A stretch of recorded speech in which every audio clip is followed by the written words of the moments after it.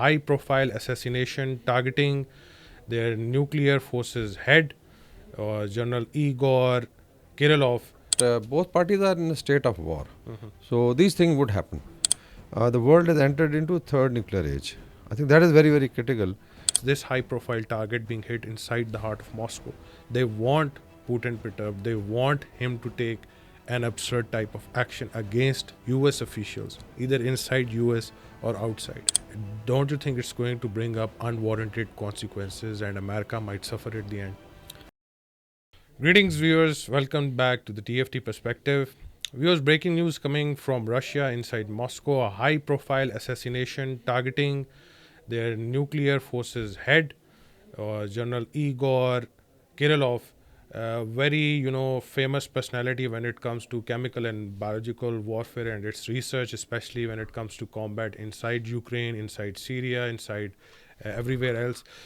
Brief background regarding the top head is basically he was the person in charge of defending Russian territory from biological, chemical, and nuclear weapons.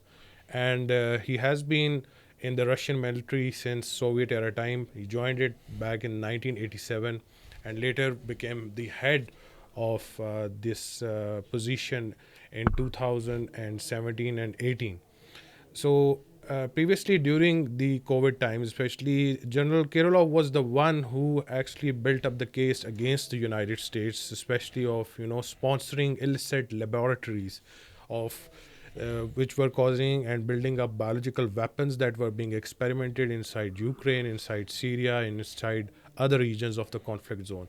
And he came up with a very solid explanation, especially when it comes to accusations made by US and its allies when Ukraine was assumedly bombing the Zaporozhye nuclear power plant. The claim suggested by the general was that the US was using this to create a buffer zone, a radioactive buffer zone of at least 30 kilometers in order to stop the Russian advance, and then blame the entire Chernobyl type incident that could have happened to not only this general but the Russians itself. So this is a high profile target. Initially, back between 3 months of gap when it comes to the overall conflict in Ukraine, three high profile targets have already been hit. One of them being General Kirillov, who was assassinated just this morning at 6 a.m.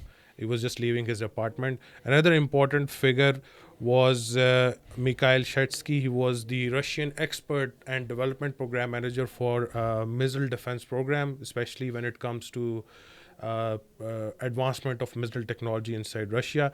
And then there was Alexei Kolometsev. He was a Russian colonel. Basically, he specialized in drone warfare, in drone manufacturing, and he trained a lot of Russian operatives in modern drone warfare. And these all happened, per month assassinations. Like the first one took place on September 28th of the Russian colonel. Then another one took place on December 12th, which was just a week ago. And then this. We are going to basically, create this topic into a flux because we all witnessed what happened inside Syria and how quickly the Russian forces are basically withdrawing their assets from there, especially from their main bases like Tartars. They're moving their naval assets to Libya, as well as this, upcoming presidency of Trump and how overwhelmed he would feel of the relationship the US has with Russia. We have with us Mr. Vakar K. Korvi. Sir, this assassinations, high profile targeting, then, launching of eight ATCAMs and ATAMs against Russian military targets inside Russia of using long range weapons by Ukraine, but then losing ground at the same time. What do you think is the biggest objective of US and its allies? If claims being security agencies inside Russia are claiming that there is foreign hand involved in it, especially of Ukraine, as they blamed it previously as well about their former generals. How do you see this into play with the sudden tectonic shifts taking place elsewhere? I think mainly it's to be understood that both parties are in a state of war. So these things would happen. Although we've not seen Russians doing it in continental US and in Europe, But if you look at the Russian Federation itself, definitely there could be even Russian-speaking agents from the CIA or Ukrainian intelligence or European intelligence. There's a lot of movement. Then, of course, I think they already had attacks by ISIS. We don't know exactly. So far, there's been no finger pointing who exactly. So, one is that they are in a state of war, and both sides would try to target important people. We have seen, the so-called rebellion by Wagner Group, and then how their head was later on taken on or taken out by somebody. His aircraft, I think, crashed. Uh, and Now we have, as you mentioned, there are three assassinations. One dealing with the missile systems, one of the experts. Then with the drone system, and then is of course, I think this is the most, I would say, sensitive A and high profile target. high I profile would say, target, because he was technically the in charge general for nuclear, biological, and chemical warfare. You can call it defense forces, but I'm sure when it comes to development, deployments, and nuclear deterrence, he was the man. And we have seen that he was coming out early morning, so it means it is an unusual time in Moscow. It's definitely freezing, below freezing point. And if you are getting at 6 in the morning, it's almost dark. And it means one, the assassins had precise information what time he is coming out. But this is unusual time, and because generally I don't think so one would expect that, unless that he had a routine that he would come out early morning. I'm sure such like senior people, scientists, engineers, or generals, they break down the routine. But it happened right in the heart of Moscow. I'm sure if he was coming from his residence with his ADC, it means that this is definitely a red zone kind of thing. And somebody now placing a scooty and explosive, and then somebody also shot a video also, Yeah. if that is true. Not really showing how it happened, but the blast can be seen, and there is flash. So it means that this is part of the hybrid warfare within conventional warfare. So there's a conventional war going on, and now we've seen hybrid warfare, because then now this becomes a STATCOM thing, that the action has been taken by one is, of course, there'll be so many theories within Russia and also in the West. There'll be twisting of stories, and then definitely it will be that we have forced the Russians to leave Syria, and now we are targeting them, just which in sub continent or Indo-Pak parlance we call it "ghus ke mara hai," or we've gone and hit you at the home. One is that. The other is, I think, already there is a discussion that now the world has entered into third nuclear age. I think that is very, very critical. You had basically a nuclear age. First nuclear age was when US had the bombs and nobody had it, and then they used it. Rather, one of my friends, he remarked that they were so responsible Americans. They had two, and they used both of them on Hiroshima and Nagasaki. Then came the time of deterrence, and so many theories. So both sides, or let's say multiple sides, had nuclear weapons, chemical weapons, biological weapons, and there was a kind of deterrence. Now we have, and generally that's why I think there was no major war between Warsaw Pact and NATO, at least in Europe. And they were basically doing proxy warfare.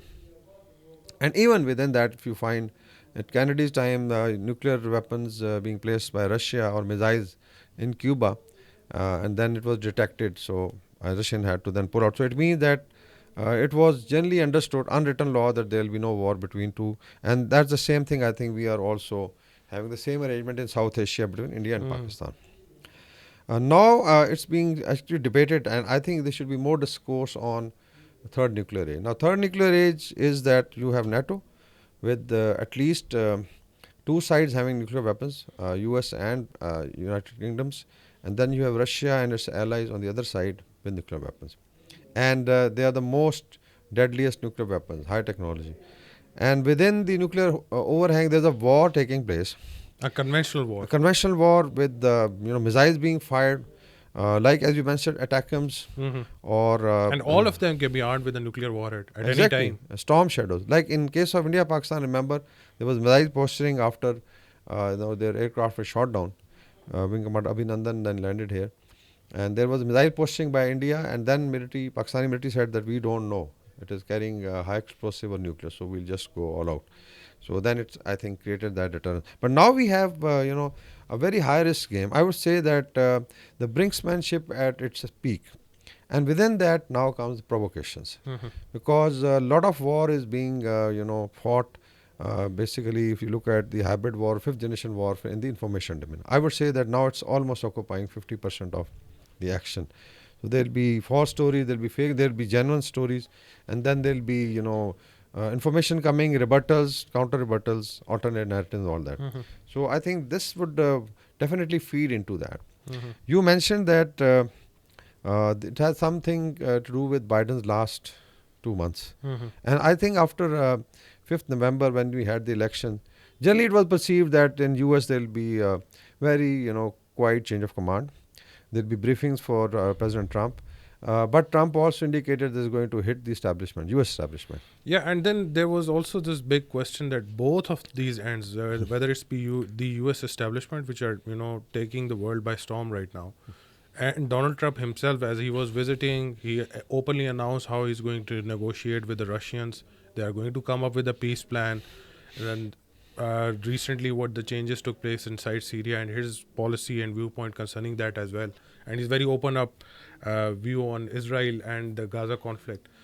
Uh, my overall general analysts inside US are suggesting that likewise what we did in the last video about this sudden drone sightings all across the US, maybe the American establishment is creating such an atmosphere. For instance, this high profile target being hit inside the heart of Moscow, they want Putin perturbed, they want him to take an absurd type of action against US officials, either inside US or outside.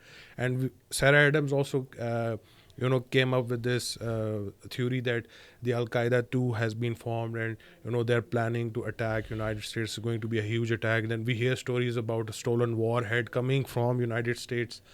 So if there is a possibility of a huge terrorist attack inside US, counterinsurgency, and they do blame it on the Russians, don't you think that would be a feasible environment for the establishment to pause the presidency of Donald Trump for not allowing him to take oath and then carry on with their ruffian Mr. Joe Biden? I think there is whatever you've described, there's a lot of weight in it. And it's become so much difficult to actually really, do an incisive analysis or get into, because there's so much of information and disinformation. But you can always draw scenarios. I think I'll agree with you that last 2 months after, generally, how the transition takes place. Generally, it's the first week of November, first Tuesday, and this time it was on 5th of November. The election take place, and then 20th. These are fixed dates. And we have seen generally these are going to be very peaceful transitions because the positions are known. But Trump, he came up with the idea, or he also felt that not only establishment, also even insiders were basically sabotaging his his way of governance and his chain of command. You must remember that John Flynn, his national security advisor, was fired within 7 days of his appointment Yes. in Trump's first, let's say, presidency. And this was a recommendation of CIA that he was a Russian agent. Mhm. And there is also a theory in United States that Trump was compromised, and Russians have the strategy of compromat based on some tapes we'll not discuss. When he was, let's say, chief executive officer of the Miss Universe pageant, and that was held in Moscow. This was much before. And there was something compromising that Putin has. Mhm. So this theory was then leaked out through MI6 in UK, and there were also some whistleblowers. So that was where the Democrats built it up when Trump was fighting elections for the first time. And now also it is perceived that probably he's blind to Putin, and Russians are basically playing. And I remember there was a book, long time back, in which it was said that a Russian KGB is able to implant their president in the United States. But that was followed by, basically fall of Soviet Union. And Gorbachev was the one, it is, said that was the Russian president who was compromised by the Western intelligence and not the other. But I think now probably there is a credence to this theory. Mhm. So it means that look at Trump, internally or externally, what he would have, let's say, gone, or let's say what were his his promises or his He's will. already throwing hard balls against the Canadians, where he's asking for Justin Trudeau to Yeah. resign. I think the establishment is, in my opinion, trying to now tell Trump that no, sir, it doesn't work the way you would. Things are going to go according to our Yeah. terms. And somebody I think remarked in I think one of the Western media that especially U.S. establishment, they don't lose. Hmm. They hate, let's say defeat. So if Trump has come so openly by appointing, Mr.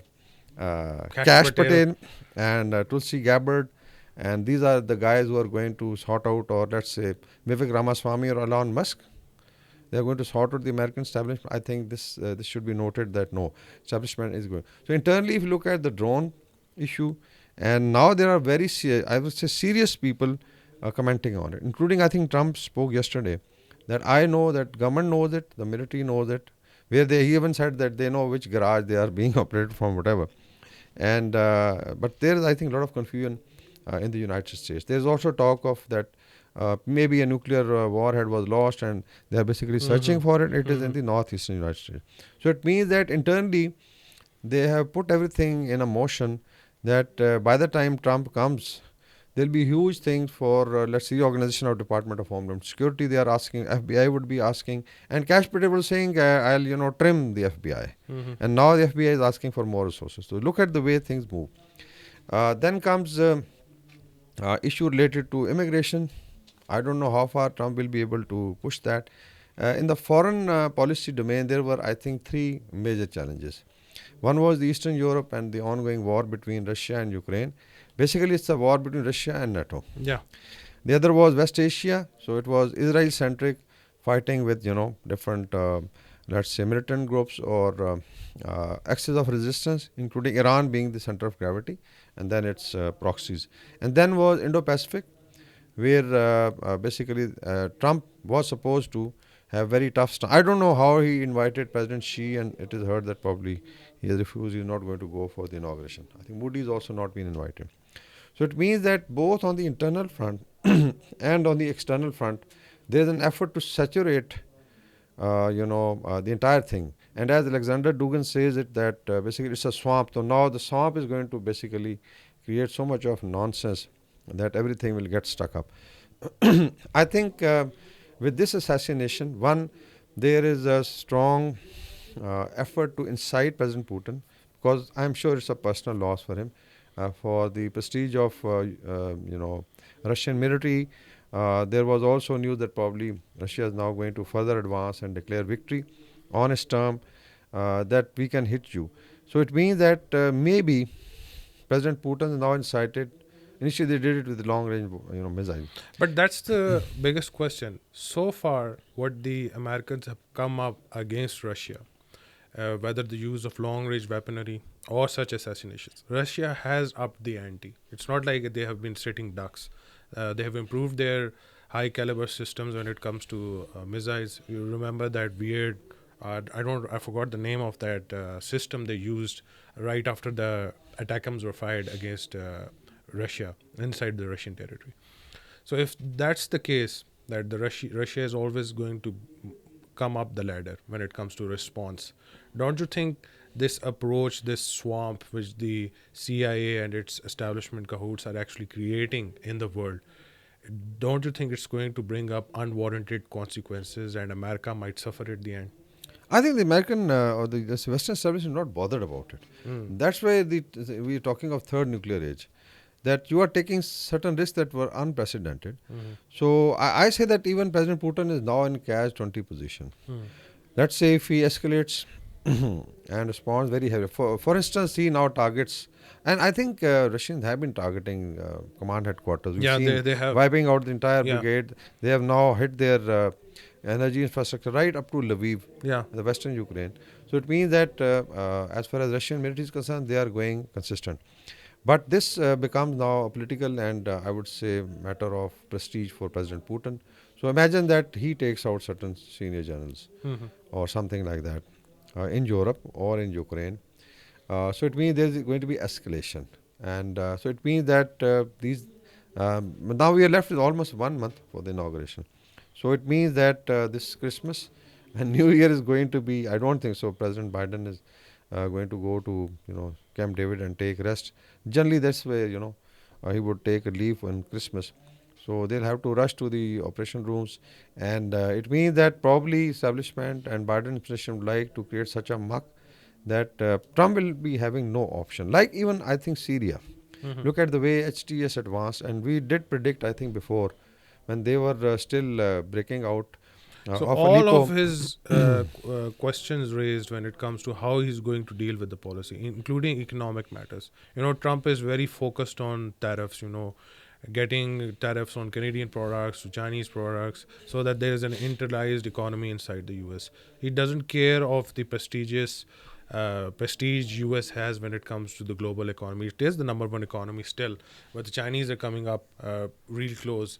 So he's focusing on that. That overall, it doesn't matter if outsourced economy doesn't work. He wants industry to come back inside United States, and that's probably where the establishment comes into play. That if they lose their outside influence, and it's going to be focused completely internally when it comes to United States and its economy, so they're going to lose their posturing or their space when it comes to being funded outside of America. Yes, these are kind of challenge. So I think internally and externally, Mhm. I feel that they're going to raise the ante and create such a challenge that by the time President Trump, one of course is going to be inaugurated, then he's going to form the team. Mhm. I think the hearings are now started. Mhm. So maybe some people will be knocked out, some replacement will be done, but he has his hand full. Like in case of, for instance, he was saying that if I was there, there would be no war in Ukraine, no war. Yeah. But now, the even Israelis are expanding it into Syria. So already things, maybe there is a lot of talk in, I think, Israel and Zionist lobby in United States, as well in some of their, let's say, hardline generals, retired generals, saying that we should not. It's a time to strike Iran, because they feel that since they have pushed out the Russian Iranians out of Syria, now it's a good time to basically consolidate and maintain the momentum, because then they feel they are not bothered. The Strait of Hormuz is blocked or Red Sea is blocked, or trade and commerce can go to hell. So I would say that these are going to be very challenging times for the entire world, and this Christmas is going to be not very easy. It's going to be very, very freezing in Moscow and Europe, and I don't know what is in President Putin's mind, so it will be depending on how does he react. Yeah, so that's it for today, folks. Please do leave a like and subscribe our channel. Thank you so much for watching us. Bye bye.